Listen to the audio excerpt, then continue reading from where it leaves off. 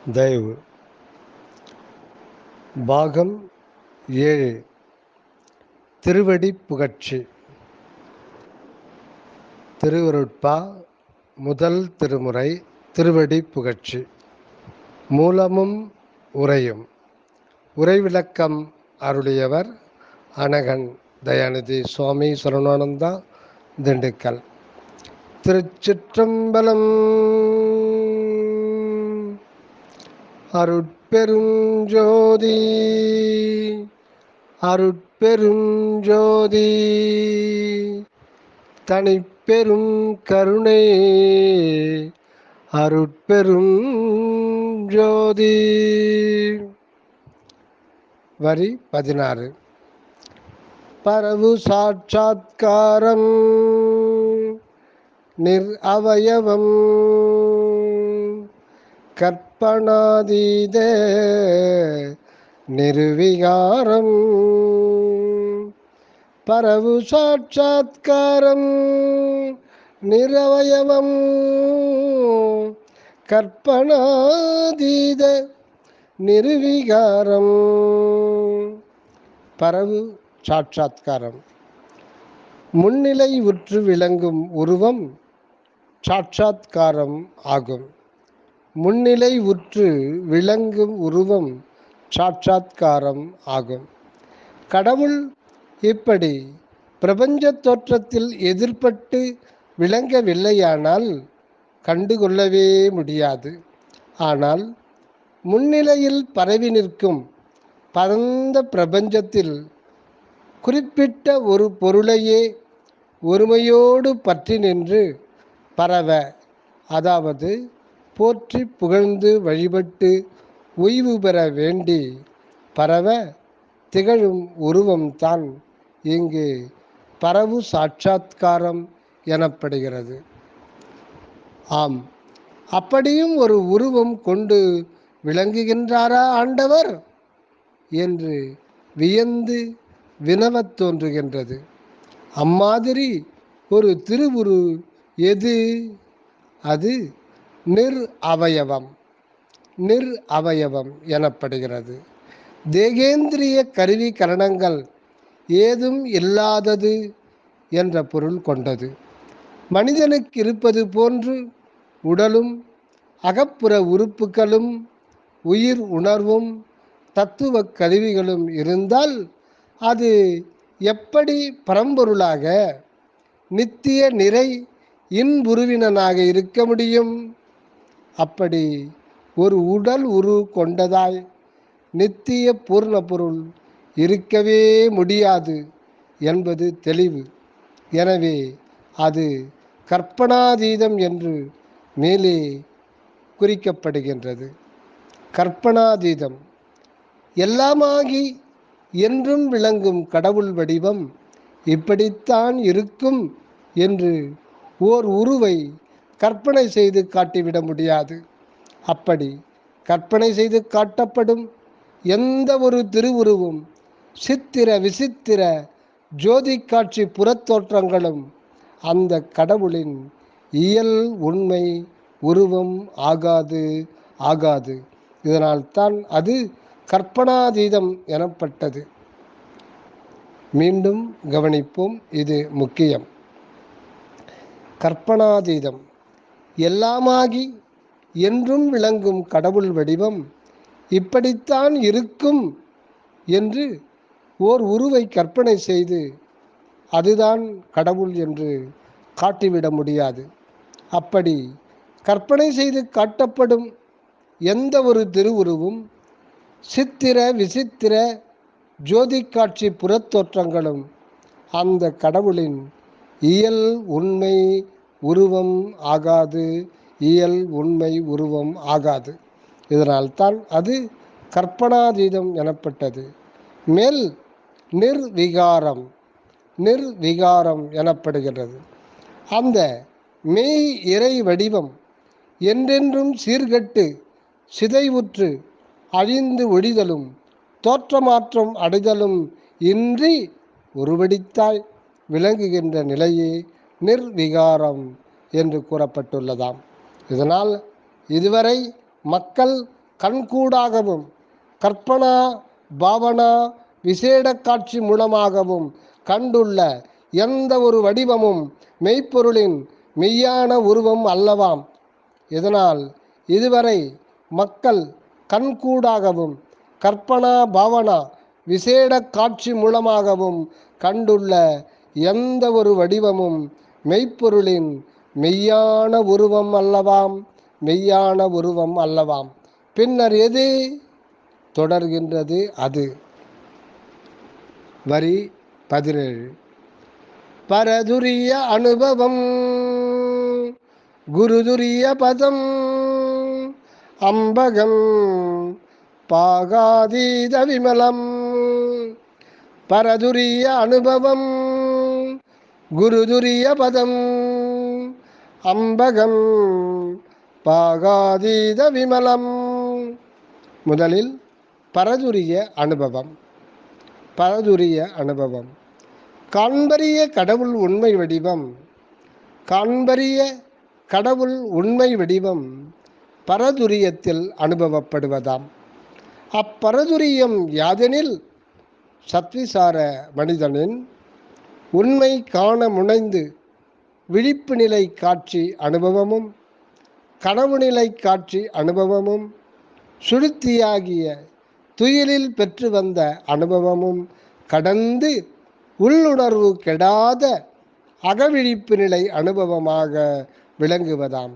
இந்த அனுபவம் கல்வி அறிவினால் மட்டும் வந்துவிடாது, தயா ஒழுக்கத்தோடு பயிலும் சாதனையால் பெறப்படுவதாம்.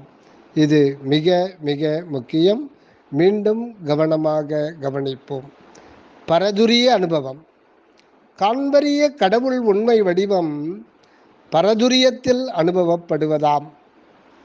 அந்த பரதுரியம் யாது எனில் சத்விசார மனிதனின் உண்மை காண முனைந்து விழிப்பு நிலை காட்சி அனுபவம், அதாவது ஜீவசாக்கிரம், கனவு நிலை காட்சி அனுபவமும், அதாவது ஜீவ சொப்பனம், சுழித்தி ஆகிய துயிலில் பெற்று வந்த அனுபவமும், அதாவது ஜீவ சுழுத்தி கடந்து கடந்து உள்ளுணர்வு கெடாத அகவிழிப்பு நிலை அனுபவமாக விளங்குவதாம். இந்த அனுபவம் கல்வி அறிவினால் மட்டும் வந்துவிடாது, தயா ஒழுக்கத்தோடு பயிலும் சாதனையால் பெறப்படுவதாம். அடுத்து குருதுரிய பதம். குருதுரிய பதம் மேற்படி பரதுரிய அனுபவத்தில் இருந்து பழகி வந்தால் சில காலத்திற்கு பின் அது நிலைத்து குடிகொண்டு அறிவனுபவத்தை கூட்டி வைக்கும் குரு ஒளியாய் நிலவும். இதுவே குருதுரிய பதம் ஆம். இதுவே குருதுரிய பதம் ஆம். இது உண்மை குருவாய் மாயா கண்மம் ஒழிந்த விஞ்ஞானகள ஆன்மாவுக்கு அருட்பெரும்பதி அனுபவம் கைகூட உதவுவதாம். அது அம்பகம் பாகாதீத விமலம். அம்பகம் பாகாதீத விமலம் ஆக விளங்கும். நமது ஆன்மா ஒரு சொல்லாம் ஓங்காரமாய் திகழ அதன் அகத்திலே உட்பொருளாய் விளங்குவது திரு அருள் ஒளியாம். நமது ஆன்மா ஒரு சொல்லாம் ஓம் ஓம் என்னும் ஓங்காரமாய் திகழ அதன் அகத்திலே உட்பொருளாய் விளங்குவது திரு அருள் ஒளியாம். இதனால் இந்த அம்பகத்தை பிரித்து பார்க்க வேண்டும். அம் ப்ளஸ் இப் ப்ளஸ் அகம். அம் ப்ளஸ் இப் ப்ளஸ் அகம் ஈக்குவல் டு அம்பகம் என விரித்து பார்க்கில் சிறநடு பகர பீடத்தில் அந்த அம்மே ஓம் ஆகவும் அதன் அகப்பொருள் அருள் என்பதும் கண்டிடலாம்.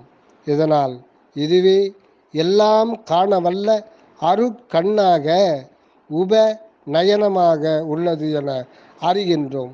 இவ்வுண்மையை வெளிவிடாது அம்பகம் என்றால் கண் என பொருள் வழங்கியுள்ளார்கள் முன்னோர்கள். அடுத்து பக அதீத விமலம். பக அதீத விமலம், பகாதீத விமலம். இதனை பகாதீத விமலம் எனவும் கொள்ளலாம். பகம் ஆவது பகம் ஆவது ஆரியல் கடவுள் தன்மைகளாம். அதாவது வீரியம், ஞானம், செல்வம், புகழ், ஈஸ்வரத்தன்மை, அவாவின்மை. ஆரியல் கடவுள் தன்மைகளாம் அவை வீரியம், ஞானம், செல்வம், புகழ், ஈஸ்வரத்தன்மை, அவாவின்மை. இவைகளுக்கு அப்பால் கலங்கமற்ற பரிசுத்த பொருளாய் விளங்குகின்றதாம் நம் மெய்ப்பொருள். இனி பகாதீத விமலம் என்பதை பகுதி பகுதியாக பிரிக்க முடியாதது விமல வஸ்து எனவும் கொள்ளலாம். நம் தனித்தலைமை பெரும்பதி ஒன்றான அகண்ட வடிவினரே அன்றி, நம் தனித்தலைமை பெரும்பதி ஒன்றான அகண்ட வடிவினரே அன்றி பலராக எக்காலும் ஆகிவிடுவதே இல்லை. விமலம் என்பதற்கு வள்ளல் அனுபவப் பொருள் கற்பூரமன அருட்ஜோதியே ஆகும். அடுத்து வரி 18. பரமகருணாம்பரம்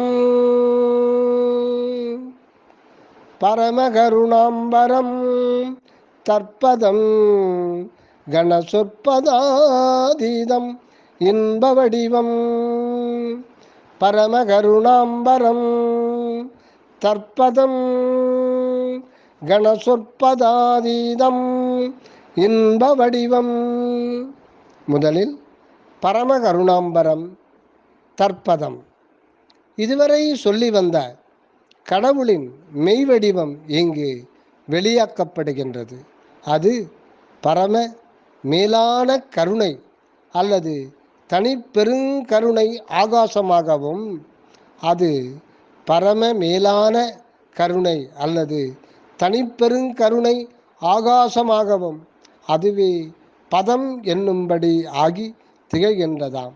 எங்கும் நிறைந்த எல்லாம் வல்ல கடவுள் தானே ஆன்ம சிற்று அணுவடிவில் சிறநடு பகர பீடமீது கருணை வான்பொருளாய் மிளிர்கின்றார்.